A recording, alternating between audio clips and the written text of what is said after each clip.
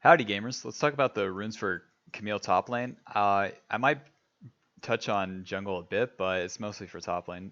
Starting off with the keystones, I think your two best options are Press the Attack and Conquer. I think Grasp is kind of a noob trap as the matchups really just don't require it anymore with how good the new Conquer is for Camille.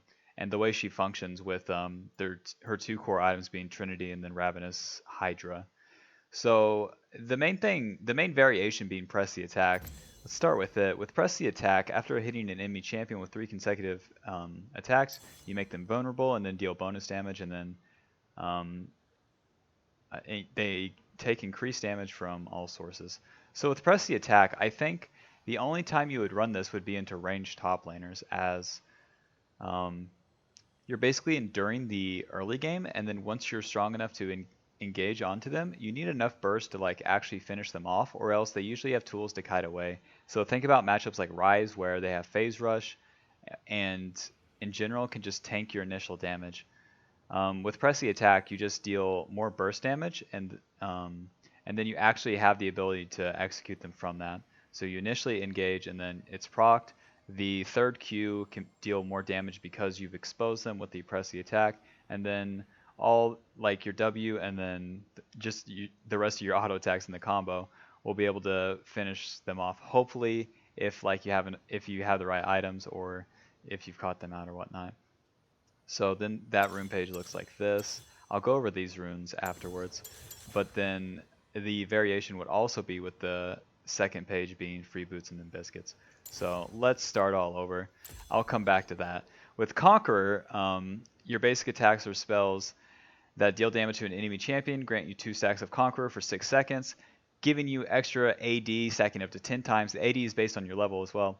And then whenever it's fully stacked, you heal for 15% of the damage you deal to champions. So with Conqueror, this is your best rune, as in whenever you're picking Camille top lane, you want to be playing into melee matchups. Conqueror makes it so that whenever you initially engage, your E is 1 proc, the Q is 1 proc, your auto's a proc, and then you can build this up so quickly that um, once you hit the third part of your Q, you're going to be dealing, or the second part of your Q, you're going to be dealing more damage. Your W will be dealing more damage, and then all consecutive hits afterwards will also be dealing more damage, and then start healing you.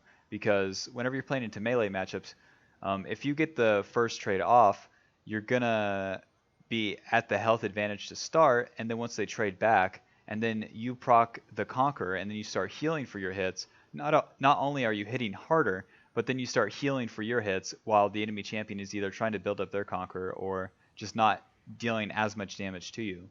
So that's why it's so much better in the melee matchups versus press the attack. So now let's talk about the minor runes. With the second rune, it's going to be Triumph. Takedowns restore 12% of your missing health and then grant you an additional 20 gold.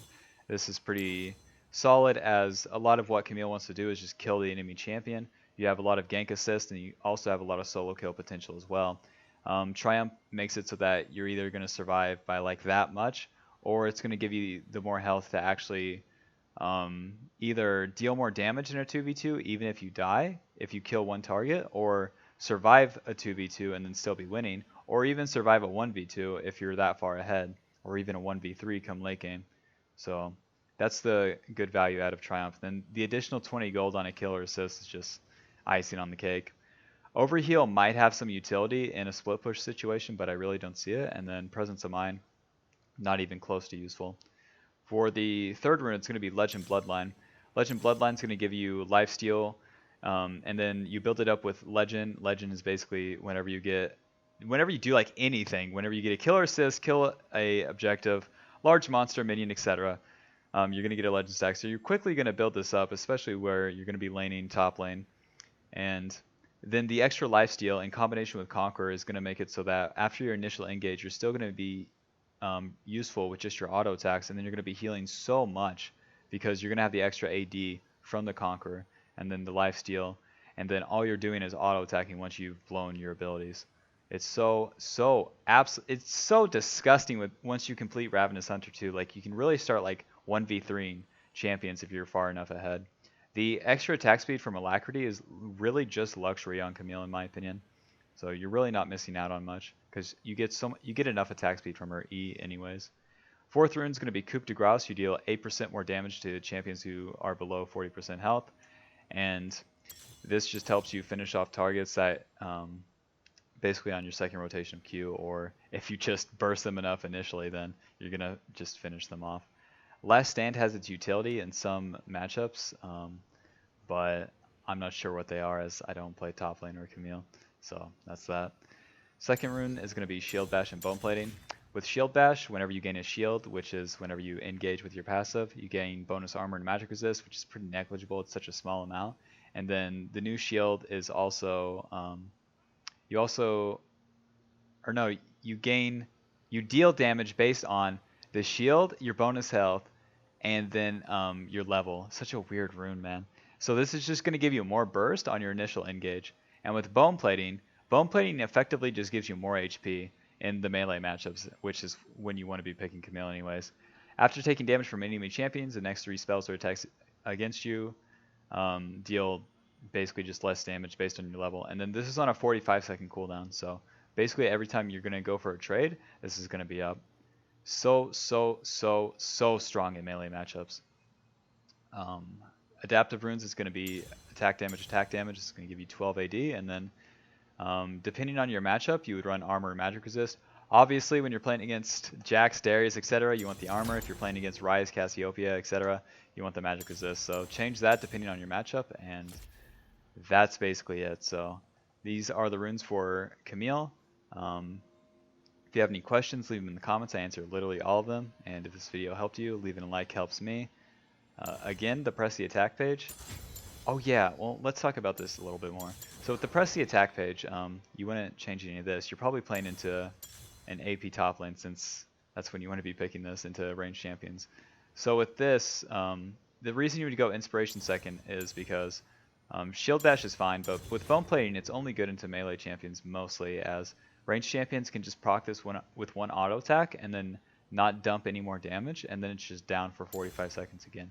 It's very rare that the Bone Plating is going to give you defensive value. Even offensive value isn't that good, as once you jump onto the target, you're just trying to burst them. You're not trying to survive. So there's no value in this either whenever you're playing into ranged top lanes. No offensive value, that is. With Free Boots and Biscuits, Biscuits will help you survive the laning phase, as you get one every 2 minutes until 6 minutes. So that's the times you're trying to survive, or that's like the time frame in which you're trying to survive the early ranged matchup top lane. And then with Biscuits, they restore 10% of your missing health and mana, and then consuming a biscuit permanently increases your mana.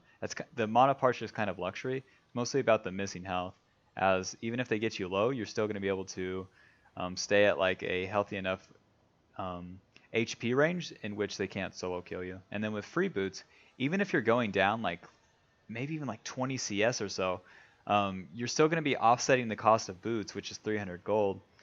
So come mid game, your build isn't going to be that hindered because you just don't have to purchase boots.